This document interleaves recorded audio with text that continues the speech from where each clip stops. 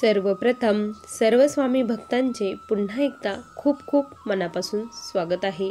स्वामी भक्तांनो, आज आपण पालघर येथील रहिवासी असलेल्या एका स्वामी सेवेकरी ताईंचा खूप रोमांचक असा अनुभव बघणार आहोत। हा अनुभव ऐकल्यानंतर प्रत्येक स्वामी भक्ताच्या अंगावरती शहारे उभे राहणार आहे, कारण स्वामींनी या ताईंना प्रचितीच अशी दिली आहे। चला तर मग वेळ न लावता या ताईंच्या शब्दात सुंदर अशा अनुभवाला सुरुवात करूया। तत्पूर्वी चॅनलवर नवीन असाल तर सबस्क्राईब करायला विसरू नका आणि अनुभव आवडला तर लाईकही करा। स्वामी भक्तांनो, ताई म्हणतात, सर्वप्रथम सर्वांना श्री स्वामी समर्थ। अनंत कोटी ब्रह्मांड नायक राजाधिराज योगीराज परब्रह्म भगवान श्री स्वामी समर्थ महाराज यांच्या चरणी त्रिवार वंदन। स्वामी भक्तांनो, आज मी माझ्या जीवनातील खूप मोठा अनुभव तुमच्यासोबत शेअर करत आहे। मला स्वामी काय, स्वामी सेवा कशी असते, स्वामी कसे दिसतात, अगदी हे देखील माहीत नव्हतं। मी गेल्या 5 वर्षापासून स्वामींच्या सेवेमध्ये आहे। स्वामींची सेवा म्हणजे काय केलं मी, असं की मला स्वामींनी फळ दिलं, मी काहीच एक केलं नाही। मी सर्वप्रथम सांगते की मी स्वामी सेवेमध्ये कशी आले।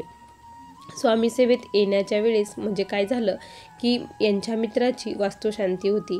वास्तुशांतीसाठी मग काहीतरी गिफ्ट न्यावं असं आमचं होतं, तर म्हटलं आपण साईबाबांचा फोटो नाही तर काहीतरी तेथे घेऊन जाऊया। बघू म्हटलं दुकानात गेल्यानंतर। मग आम्ही दुकानात गेलो आणि त्यांना म्हटलं फ्रेम दाखवा। मग त्यांनी शिवाजी महाराजांच्या अशा खूप छान छान फ्रेम दाखवल्या। मग आम्ही त्यांच्यासाठी एक शिवाजी महाराजांची फ्रेम घेतली आणि त्या फ्रेम दाखवत असताना त्यांनी आम्हाला स्वामींची ही फ्रेम दाखवली। ती फ्रेम माझ्या इतकी मनात बसली, म्हणजे काय माहीत, मला माहीतही नव्हतं की यांना स्वामी म्हणतात, की यांचं काय असतं, हे कुठे असतात, हे काहीच माहीत नव्हतं। आणि मला ती फ्रेम खूप आवडली आणि मी माझ्या मिस्टरांना म्हटले की मला ही फ्रेम पाहिजे आहे, म्हणून मला ही फ्रेम घेऊन द्या। तर ते म्हटले की तुला माहीत आहे का हे कुठला देव आहे काय? मी म्हटलं मला काहीच माहीत नाही, पण मला खूप आवडली, म्हटलं मला ही पाहिजे आहे। तर ते म्हटले ठीक आहे, तू घे म्हणे ही। मग त्यांनी ती घेतली आणि आम्ही वास्तुशांतीसाठी घेतली आणि मग स्वामी घरामध्ये आले। खूप छान वाटत होतं, म्हणजे असं नवीन व्यक्ती कोणीतरी घरात आल्यासारखं खूप प्रसन्न वाटत होतं। आणि सेवा वगैरे काही असं मी काही करत नव्हती, मी फक्त अगरबत्ती लावायची, इतर देवतांसोबत ज्या पूजा होता त्या पूजा मी फक्त करायची, दिवा लावायची, अगरबत्ती लावायची। त्या दिवशी स्वामी माझ्या घरात आले आणि सेवा वगैरे काहीच नव्हतं, अक्षरशः नामस्मरण देखील नाही। त्यानंतर काय झालं की म्हणजे आमच्या लग्नाला जवळपास 5 ते 6 वर्ष पलटून गेले होते, पण आम्हाला काही केल्या लेकरू होत नव्हतं। खूप सारे प्रयत्न केले होते आणि जेव्हा आमचं दोघांचंही चेकअप करण्यात आलं त्यावेळेस असं सांगण्यात आलं की म्हणजे तुम्ही आई बनू शकत नाही, असं त्यांनी आम्हाला सांगितलं होतं। कारण तुमच्या जी ओव्हरी आहे, जिथे आपले अंडे तयार होतात, ते अंडे तयारच होत नाही, असं त्यांनी सांगितलं। त्यामुळे खूप टेन्शन, म्हणजे असं वेगळंच वाटत होतं की आपण आयुष्यामध्ये आई होऊ शकत नाही। आणि मग मला खूप असं रडू यायचं, वाटायचं। पण माझे मिस्टर हे खूप चांगले आहे। स्वामींच्या चरणी एक प्रार्थना करते की प्रत्येक मुलीला माझ्या मिस्टरांसारखे मिस्टर मिळू द्या। कारण माझे मिस्टर इतके समजदार आहे ना की मला आयुष्यात काही नसलं तरी चालेल, फक्त ते पाहिजे, इतकं माझे मिस्टर मला जीव लावतात। त्यामुळे मला म्हणजे एवढं काही वाटत नव्हतं, कारण जो सोबतीचा होता तो सर्व काही समजून घेत होता आणि घरचे देखील काही म्हणत नव्हते। पण कधी बाहेरचे कोणी आलं तर विचारायचे आहे की नाही आणखी काही, असं विचारल्यानंतर खूप मला असं वाईट वाटायचं की माझ्यामुळे यांनाही सुख मिळत नाही म्हणून, असं मला वाटायचं। तर मी माझ्या मिस्टरांना म्हटली की म्हणजे तुम्ही दुसरं लग्न करा, म्हटलं माझ्यामुळे तुम्ही का बरं बाळाच्या सुखापासून वंचित राहता, तुम्हाला बाळ होईल, म्हटलं तुम्ही दुसरं लग्न करा।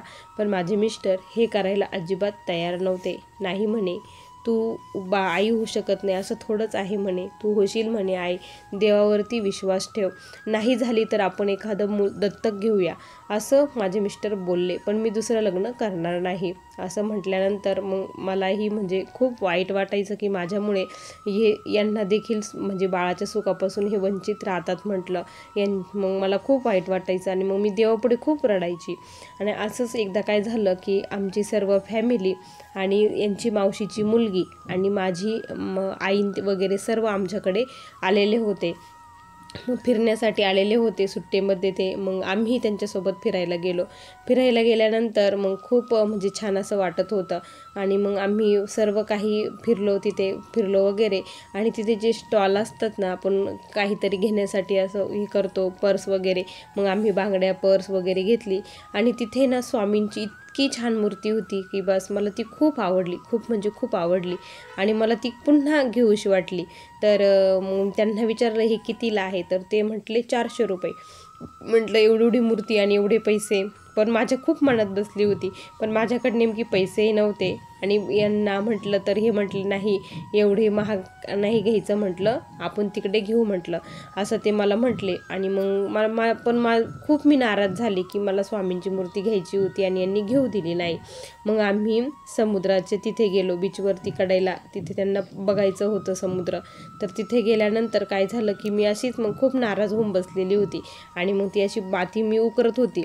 माती उकरता काय झालं स्वामी भक्तांनो, की म्हणजे डायरेक्ट काय माझ्या हाताला काहीतरी लागलं. मी म्हटलं काहीतरी असेल, म्हणजे मला असं वाटलं की मोठा दगड वगैरे काहीतरी असेल, म्हणून मी ते पूर्ण बाजूला काढलं. तर तिथे जी मला मूर्ती आवडली होती तीच मूर्ती अक्षरशः माझ्या हातामध्ये उभी राहिली.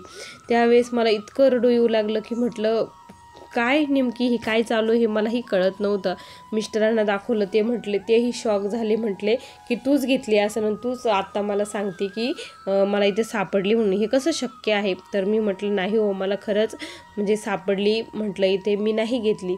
तर मग आम्ही धुतलं वगैरे. मग आम्ही घरी घेऊन आलो. मग आता मूर्ती आली, पण सेवा करायची कशी हे अजिबात माहीत नव्हतं. कसं काय करतात काय नाही, काहीच नाही. अक्षरशः मी श्री स्वामी समर्थ देखील म्हणत नव्हते. आणि मग एकदा काय झालं असंच, यांची जी मैत्रीण आहे ती आमच्या घरी आली. मग आम्ही त्यांना जेवण्यासाठी बोलवलेलं होतं. जेवण वगैरे झाली. मग ते आमच्या किचनमध्ये आली आणि माझं देवघर तिने बघितलं, त्याच्यात महाराजांचा फोटो, मूर्ती बघितली. ती म्हणे तुम्ही स्वामी सेवेकरी आहात का? तर मी म्हटलं नाही, आम्हाला खूप आवडलं म्हटलं, म्हणून मी घेऊन आले. असं सेवेकरी वगैरे काही नाही म्हटलं. काय असतं म्हटलं सेवेकरी? तर त्या म्हटल्या की अगं स्वामींची सेवा केल्याने खूप छान होतं म्हणे, घरामध्ये खूप छान येतं, आपले सर्व प्रश्न सुटतात. आणि मी म्हटलं सेवा कशी असते, काय करावं लागतं? मग मला एक वेगळीच उमेद तयार झाली. आणि मला इतकं छान वाटत होतं ना, मी त्यांना प्रत्येक प्रश्न खोलू विचारत होती. मग त्या म्हटल्या की तुम्ही स्वामीचरित्राचे पारायण करा, त्यानंतर तारक मंत्र म्हणा, श्री स्वामी समर्थ या मंत्राचा जप करा, असं त्यावेळेस त्यांनी सांगितलं. आणि मग मी मिस्टरांना सांगितलं की मला स्वामीचरित्र, गुरुचरित्र हे पुस्तक पाहिजे आहे, तुम्ही घेऊन या. मग त्या दिवसापासून मी महाराजांचं नामस्मरण करू लागली, सेवा करू लागली. अशी माझी सेवा सुरू झाली. सेवा सुरू झाल्यानंतर मग खूप छान मला वाटत होतं. आणि माझे कसं ओव्हरीमध्ये ते प्रॉब्लेम असल्यामुळे मला MC रेग्युलर येत नव्हती. जवळपास 2 ते 3 महिने असे जायचे आणि मग मला MC येत होती.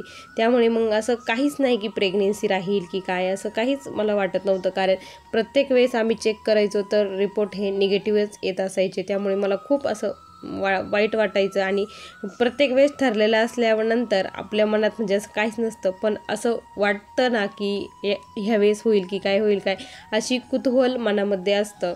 आणि मग ह्यावेळेस काय केलं की असेच खूप दिवस झाले आणि मला MC येत नव्हती.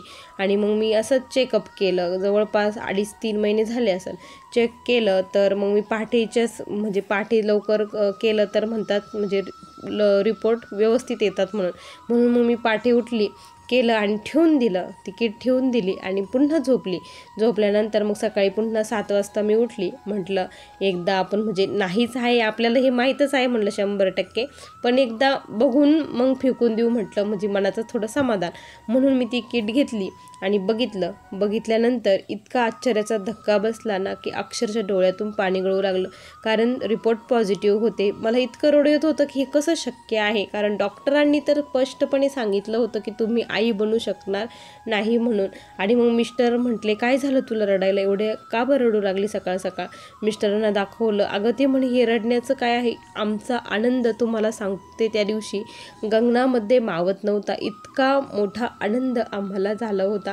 मी खूप म्हणजे सुखावली होती की ज्याच्यासाठी मी एवढी तरसली होती. मला म्हणजे मी पूर्ण आशा सोडून दिलेली होती की मला होईल म्हणून, आणि मी आई बनण्याचं सुख घेऊ शकते, हे कसं शक्य झालं म्हटलं. तर मग ते म्हटले की ते फक्त स्वामींनीच तुझ्या शक्य केलं म्हटलं. म्हणे बघ ना किती सुंदर प्रचिती आहे म्हटलं या स्वामींची.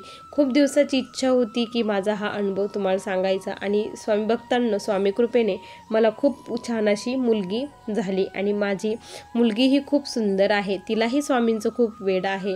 खरंच आमचा संसार स्वामी कृपेने खरंच खूप म्हणजे खूप सुरळीत आणि खूप छान चालला आहे. स्वामींनी आम्हाला खूप काही भरभरून दिलं आहे. न मागता एवढं काही दिलं ना की त्यांचे उपकार मरेपर्यंत विसरू शकणार नाही. त्यांच्या चरणाची सेवा अखंडित माझ्याकडनं घडावं हीच त्यांच्या चरणी आता प्रार्थना आहे. स्वामी भक्तांनो, असा मला आलेला हा अनुभव होता. श्री स्वामी समर्थ. बघा स्वामी भक्तांनो, किती सुंदर अनुभव होता या ताईंचा. तुम्हाला हा अनुभव कसा वाटला नक्की कमेंटमध्ये कळवा. पुन्हा भेटूया अशा सुंदर अनुभवासोबत. तोपर्यंत सर्वांना श्री स्वामी समर्थ. जय जय स्वामी समर्थ. श्री गुरुदेव दत्त.